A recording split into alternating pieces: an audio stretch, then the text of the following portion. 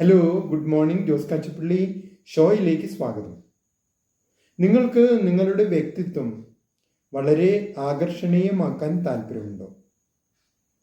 അങ്ങനെയെങ്കിൽ നിങ്ങൾ നിങ്ങളുടെ വികാരങ്ങളുടെ ഒരു ഓഡിറ്റിംഗ് നടത്തണം.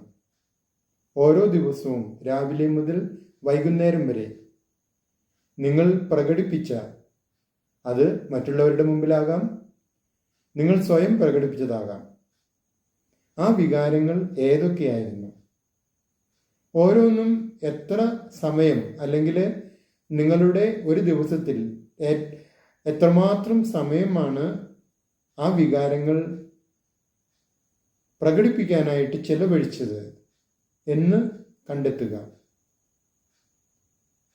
രാവിലെ 6 മണിക്ക് എഴുന്നേറ്റു എന്ന് സങ്കല്പിക്കുക. വൈകുന്നേരം 6 മണി വരെ 12 മണിക്കൂർ സമയത്ത് നിങ്ങൾ പ്രകടിപ്പിച്ച, ഏറ്റവും കൂടുതൽ പ്രകടിപ്പിച്ച ആ വികാരം ഏതായിരുന്നു? അല്ലെങ്കിൽ നിങ്ങളുടെ മുഖത്ത് നിന്ന് മറ്റുള്ളവർ വായിച്ചറിഞ്ഞ, നിങ്ങളുടെ പ്രവൃത്തികളിൽ നിന്ന് മറ്റുള്ളവർക്ക് അനുഭവപ്പെട്ട ആ വികാരം ഏതായിരുന്നു? അത് ദേഷ്യമായിരുന്നു, അല്ലെങ്കിൽ സന്തോഷമായിരുന്നു, അല്ലെങ്കിൽ സങ്കടമായിരുന്നു, അല്ലെങ്കിൽ പ്രസന്നതയായിരുന്നു, അല്ലെങ്കിൽ ശാന്തതയായിരുന്നു? ഇനി ഈ റിസൾട്ട് നിങ്ങൾക്ക് ഇഷ്ടപ്പെടണമെന്നില്ല. കാരണം ഒരുപക്ഷെ നിങ്ങൾ ആഗ്രഹിക്കാത്ത ഒരു വികാരമായിരിക്കാം, അല്ലെങ്കിൽ 1, 2, 3 വികാരങ്ങളായിരിക്കാം ആ ദിവസം ഏറ്റവും കൂടുതൽ പ്രകടമായത്. അതുകൊണ്ട് തന്നെ അത് നിങ്ങളെക്കുറിച്ച് ഒരുപക്ഷെ ഒരു മോശം ഇമേജ് മറ്റുള്ളവരിൽ ഉണ്ടാക്കുവാൻ ഇടയാക്കിയിട്ടുണ്ടാകാം.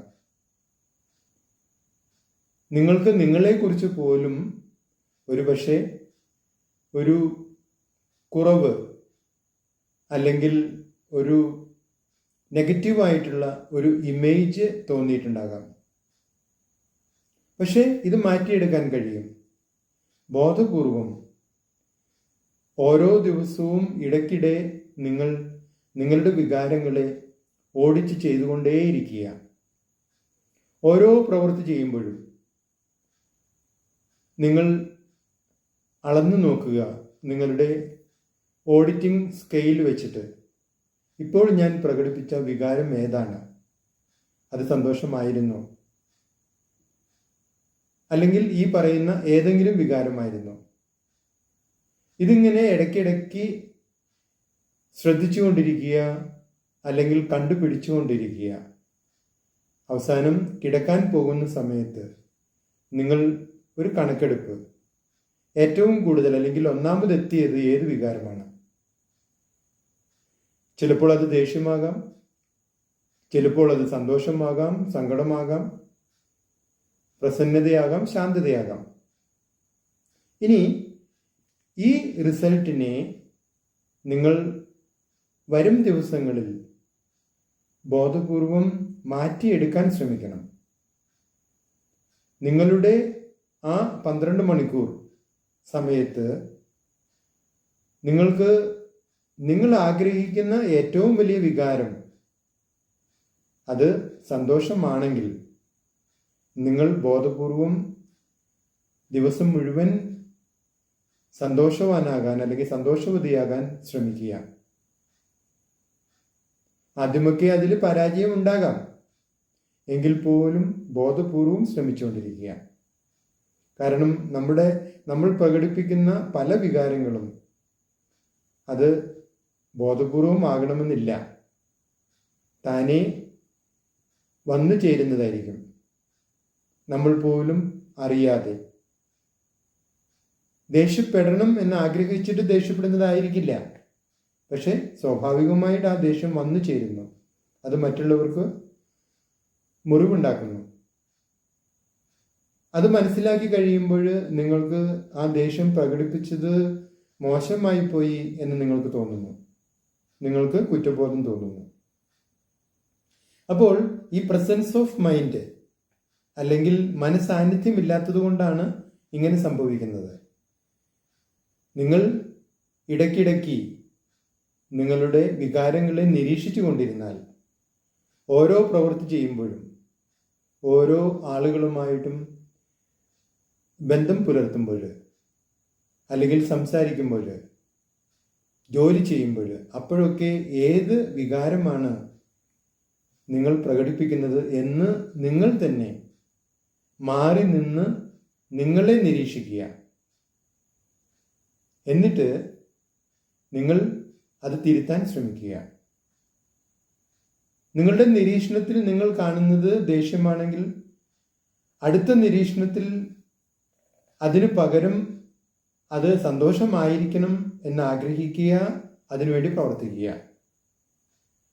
അടുത്ത നിമിഷവും എപ്പോഴും ഇങ്ങനെ നിരീക്ഷിച്ചുകൊണ്ടിരിക്കുക. അങ്ങനെ ബോധപൂർവം ആ ദേഷ്യത്തിനെ നിങ്ങളുടെ ജീവിതത്തിലേക്ക്, നിങ്ങളുടെ പ്രവൃത്തികളിലേക്കോ നിങ്ങളുടെ മുഖത്തേക്കോ കൊണ്ടുവരാതിരിക്കാൻ ബോധപൂർവം ശ്രമിക്കുക. പകരം അവിടെ നിങ്ങൾക്ക് ഏറ്റവും ഇഷ്ടപ്പെട്ട ആ വികാരം, അത് സന്തോഷമാണെങ്കിൽ അങ്ങനെ, അല്ലെങ്കിൽ പ്രസന്ന വദനമാണെങ്കിൽ അങ്ങനെ, അല്ലെങ്കിൽ ശാന്തതയാണെങ്കിൽ അങ്ങനെ, എന്തുമായിക്കൊള്ളട്ടെ, നിങ്ങൾക്കിഷ്ടപ്പെട്ട ആ വികാരം അത് എപ്പോഴും എടുത്തണിയാൻ ബോധപൂർവം ശ്രമിക്കുക. അപ്പോൾ അങ്ങനെ ശ്രമിക്കുന്തോറും സാവകാശം നിങ്ങളുടെ വികാരങ്ങളുടെ ഓഡിറ്റിങ്ങിൽ വ്യത്യാസം വരും. കണക്കെടുപ്പിൽ പലപ്പോഴും നല്ല വികാരങ്ങൾ, സദ്വികാരങ്ങൾ കൂടുതൽ ആധിപത്യം പുലർത്താൻ തുടങ്ങും. സാവകാശം അത് നിങ്ങളുടെ ഒരു ട്രേഡ് മാർക്ക്, ഒരു മുഖമുദ്രയായി മാറും. അല്ലെങ്കിൽ എപ്പോഴും ശാന്തമായിരിക്കുന്ന ഒരു വ്യക്തിയായി മാറും. അല്ലെങ്കിൽ എപ്പോഴും സന്തോഷവതിയായ ഒരു വ്യക്തിയായി മാറും. ഇത് നിങ്ങളുടെ വ്യക്തിത്വത്തിന് ഒരു വലിയ മുതൽക്കൂട്ടായിട്ട് മാറും. കാരണം പൊതുജനങ്ങളുടെ ഇടയിൽ അത് നിങ്ങൾക്ക് വലിയ ഒരു സ്വീകാര്യത ഉണ്ടാക്കി തരും. സ്വാഭാവികമായിട്ടും നിങ്ങളുടെ വ്യക്തിത്വം വളരെ വളരെ ആകർഷകമായി മാറും. നിങ്ങൾക്ക് ധാരാളം സുഹൃത്തുക്കളും നിങ്ങളെ പ്രോത്സാഹിപ്പിക്കാൻ ധാരാളം ആളുകളും ഉണ്ടാകും. നിങ്ങളുടെ അഭിപ്രായങ്ങളും നിർദ്ദേശങ്ങളും അറിയിക്കുക. നിങ്ങൾ ഈ ചാനൽ ഇഷ്ടപ്പെടുന്നുണ്ടെങ്കിൽ ലൈക്ക് ചെയ്യുക, സബ്സ്ക്രൈബ് ചെയ്യുക, എല്ലാവർക്കും ഷെയർ ചെയ്യുക.